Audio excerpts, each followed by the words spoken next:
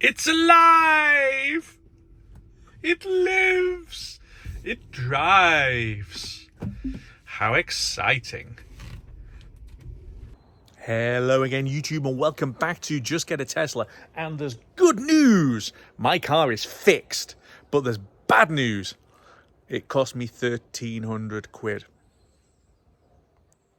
So if you haven't seen the previous video about why my Tesla was broken in the first place, go back and watch that one now, because you need to watch that one first, but then come straight back here. Oh, you're back? Great. Look, here's reality. The service that I have had from Tesla over the last week, in the circumstances, has actually been really good. I think it's quite easy to think that it's now Monday and I haven't been able to drive this car since last Wednesday and think that that's actually bad. But the only reason it wasn't fixed last Friday was Storm Babbitt. So nothing was getting up from central belt of Scotland, so no parts, no anything. And without the bits, you can't fix the car. So that was the delay in it getting sorted. Let me talk you through what's happened and let me explain to you how it's managed to cost me £1,300 to get it fixed. Oh, you're there.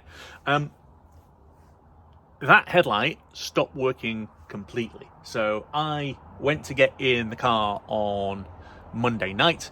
I had a whole load of disco lights with it flickering and flashing and whatever else. I powered the car off.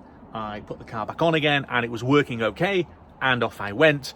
It then failed completely. Partway through the trip, I videoed a little bit of me coming back to show you what it was like driving with only one headlight. Actually surprisingly good, because the LEDs at the bottom, the fog lights at the bottom, you're not getting those on the refresh cars, but they actually did a pretty good job of throwing light out onto the road, even in the dark. So driving it was okay, but clearly you can't drive along with the headlight out. So we needed to get that fixed.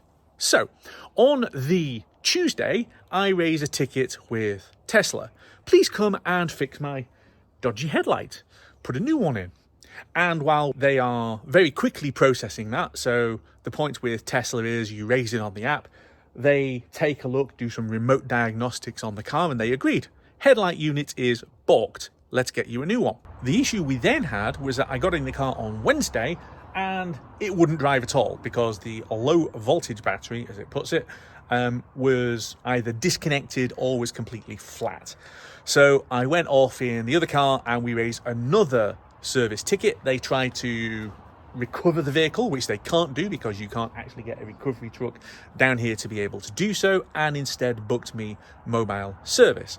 A few days went past because of the storm, which meant that they couldn't actually get the bits in, but they had agreed, having done another wonderful bit of remote diagnostics, that the battery would have to be replaced. That's the low voltage battery, the equivalent of a 12-volt battery, not the main traction pack. It's not that one, but they agreed to replace it.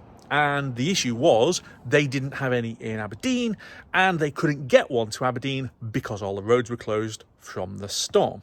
And that gets us to today.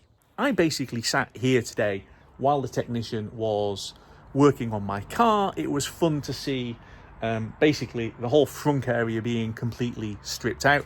They're really well thought through. It's a few bolts and then sections start pulling back out again. But the interesting thing was that when he unplugged the old headlight, basically the battery problem went away. Now, there was a question about, well, maybe the battery wasn't entirely properly connected, but from the initial examination of it, it did seem to be. So, dodgy headlight, which appeared to have blown, removed, and suddenly the battery fault goes away. Think about the timings. On Monday, I had a headlight unit go disco and then fail completely. On Wednesday, the car was not willing to drive because the battery had developed some kind of fault. The two really do feel like they're related, and on my last video quite a few of you said exactly the same thing. I am in agreement, and the technicians thought that it was certainly likely. Either way, it's either complete coincidence that when he unplugged the broken headlight that everything was working again, or it's just random chance. Whatever, I'm happy. Here's the unfortunate bit. When we go to actually replace Mr. Headlight unit here, and to do that, there's a load of bolts basically to be able to pull the front bumper away, and then this literally just bolts into place with a single power connector. And as we started to remove it, that's when we realized what had happened. And I'm going to drop some photos in to try and show you what it was. But in essence, I had a very, very, very unlucky stone strike. You know when you're driving along and basically hear that ping as something heavy hits the car? Well, I have had a few of those, but usually they hit the bodywork and you might get a stone chip, or they hit the windscreen, and if you're really unlucky then you will get a chip in the glass, or if you're really, really unlucky it will then start to crack. In this case, the stone hit the headlight, but it didn't just hit the headlight. Oh no, it hit it there. It hit it right on the edge of where the front, where the light shines through, and the actual frame of the headlamp unit joined together. And basically, had it hit a few millimeters above or a few millimeters below, everything would have been fine. Instead, it drilled a neat little hole, and we did see the hole, right in the middle, which then created a crack, which then let a load of water in. When we started to tip it, there was a huge amount of water pooling in the bottom, and basically the water shorted out the headlight. I've had a couple of days to think about this now, and honestly, I just think I was unlucky. You get stone chips and things when you drive, and I've done 22,000 miles, so I've done a decent mileage. And that stone could have hit almost anywhere else and we would have been fine. We'd have had a paint chip, or we'd have had a chip in the plastic on the outside of the light. Instead, it hit precisely the right place to punch a hole in it and let in a load of water, which then completely fried the headlight unit. Tesla did say that you can repair these things. So if you lose part of it, it is repairable. You can go in and replace particular LED units. You could replace the computer on the back that controls it. But you can't do that if it's got full of water and has deep fried itself whilst doing so. So the replacement cost, £988 plus VAT for the headlight unit, is an awful lot of money. It's far worse than if you had blown a bulb on an old halogen car where you're suddenly needing to pay £30 or £40 for a bulb. It's a huge amount of money. But it's one of those freak accidents that just happens when you're motoring. And then I think the other thing I've been able to reflect on is the service that I've had from Tesla has actually been really good. Okay, so the car blew the headlight on the Monday. I reported it late on the Tuesday because I was really busy, and then Wednesday the battery failed, and then I reported that as well. They would have been here on the Friday to replace the headlight, and as it turns out, that would have then got the car working again. So car stops working on the Wednesday. They offered to recover it the same day, but I couldn't actually get the truck down here to recover it, and they would have repaired it on site on the Friday. It's only the storm that delayed that through the weekend, and the reality was I wasn't going anywhere. Nobody was going anywhere because the northeast of Scotland was absolutely battered by Storm Babbitt, and all of the correspondence that I had with customer service was easy. You go into the app, you raise a ticket, you go into chat, you can ring the number and speak to a human that knows what they're talking about. That is far better than service from so many other manufacturers that I can think of and that I've experienced. And then we have the actual cost of it. So I've said that the unit was 988 quid plus VAT. The service cost, they only charged for 0.6 hours. So it's a little over an hour up here from the service centre in Aberdeen, and then the same again to go back. And he was here for an hour and a half.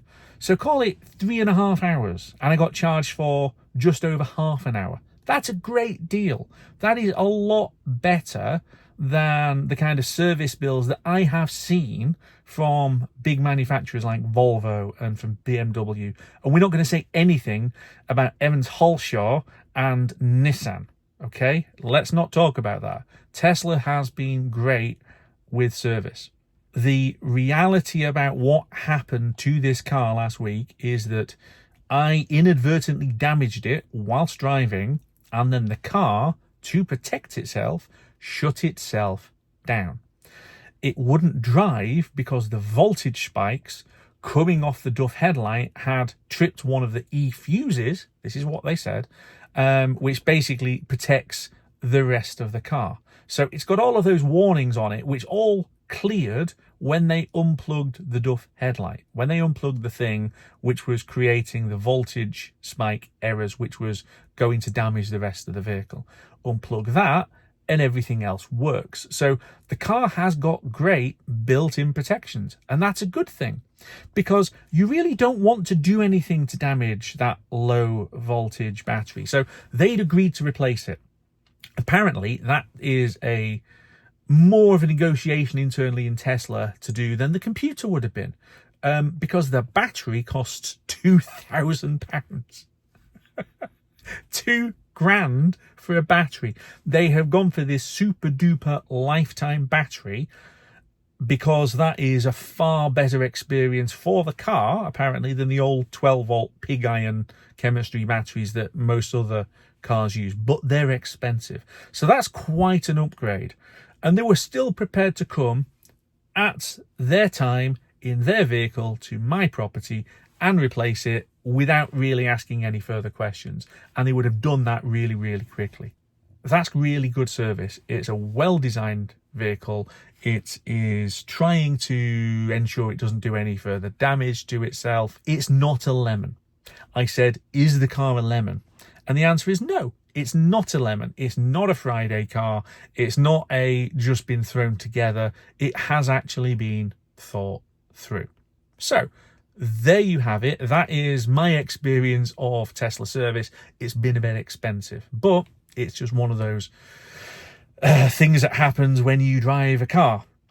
So if you haven't done so already, please like and subscribe and hit the bell icon. And I have a special request this week. If you are new to the channel, and so many of you have been pouring in, fantastic, welcome. But if you are new, go back through my back catalogue and watch some of my previous videos. How can I put this? I need your money. I need your ad revenues to be able to pay for this 1,300 quid headlight repair. So if you go back and watch some of the old videos, that will bring some ad revenue in, which will help pay the bill. It really would be appreciated and help me carry on doing what I'm doing. Anyway, that's it for this week. I'll see you all very soon back here on Just Get a Tesla.